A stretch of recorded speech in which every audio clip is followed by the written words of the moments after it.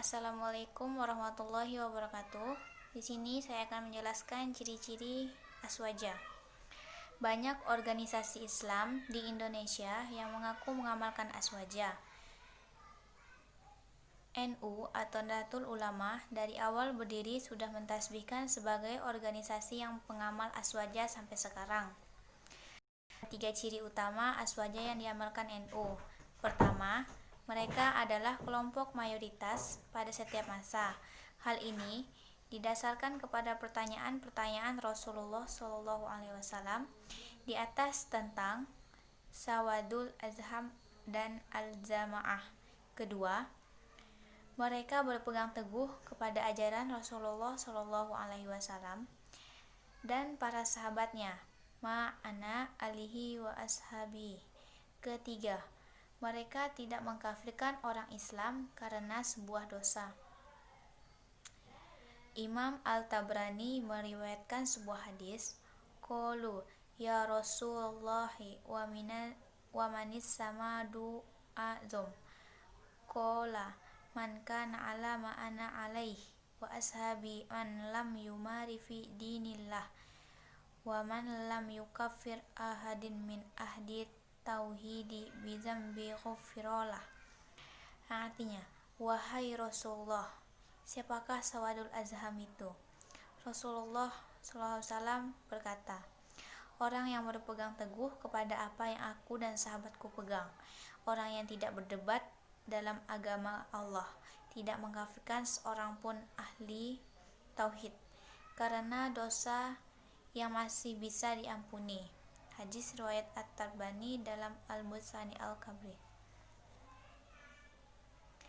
Saat ini, kelompok umat Islam yang sesuai dengan 3 kriteria di atas hanya orang-orang yang mengikuti iman Abul Hasan Al-Asy'ari dan Abu Mansur Al-Maturidi, baik dari segi jumlah ulama maupun umat yang mengikuti mereka.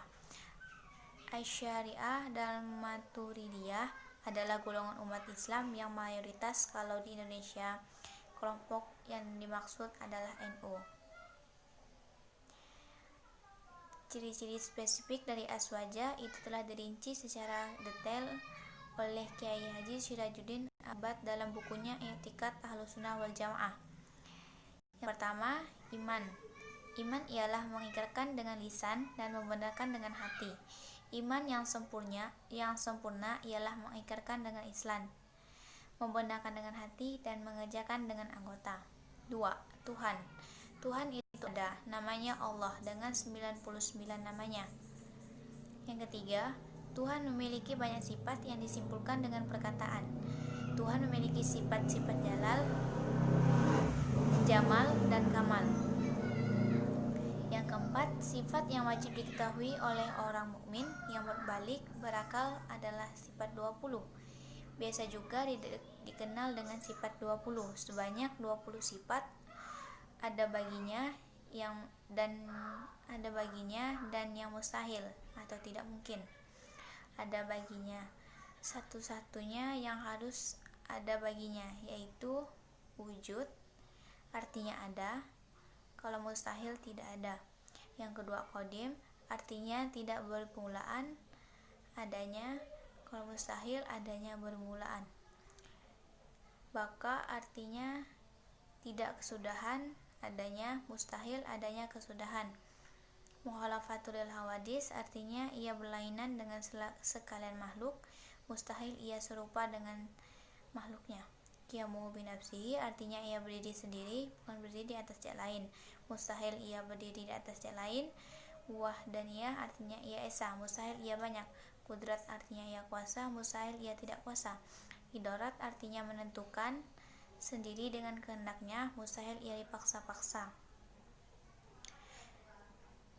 Ilmu artinya ia tahu, mustahil ia tidak tahu. Hayat artinya hidup, mustahil ia mati. Sama artinya mendengar, mustahil ia tidak mendengar. Basar artinya melihat, mustahil ia buta. Kalam artinya berkata, mustahil ia bisu. Qiyamuhu kaunuhu qalidan artinya ia dalam keadaan yang berkuasa, mustahil ia dalam keadaan tidak berkuasa. Kaunuhu muridan artinya ia dalam keadaan mempunyai darat. Mustahil ia dalam keadaan yang tidak mempunyai darat. Kaunuhu aliman artinya dalam keadaan tahu. Mustahil ia dalam keadaan tidak tahu. Kaunuhu hayyan artinya ia dalam keadaan hidup. Mustahil dalam keadaan mati. Kaunuhu sami'an artinya ia dalam keadaan yang mendengar. Mustahil ia dalam keadaan tidak mendengar. Kaunuhu basiron artinya ia dalam keadaan melihat. Mustahil ia dalam keadaan buta. Kaunuhu mutakaliman artinya ia dalam keadaan berkata. Mustahil ia dalam keadaan tidak berkata. Mungkin sekian dapat saya sampaikan. Wallahu muwaffiq ila aqwamit thoriq. Wassalamualaikum warahmatullahi wabarakatuh.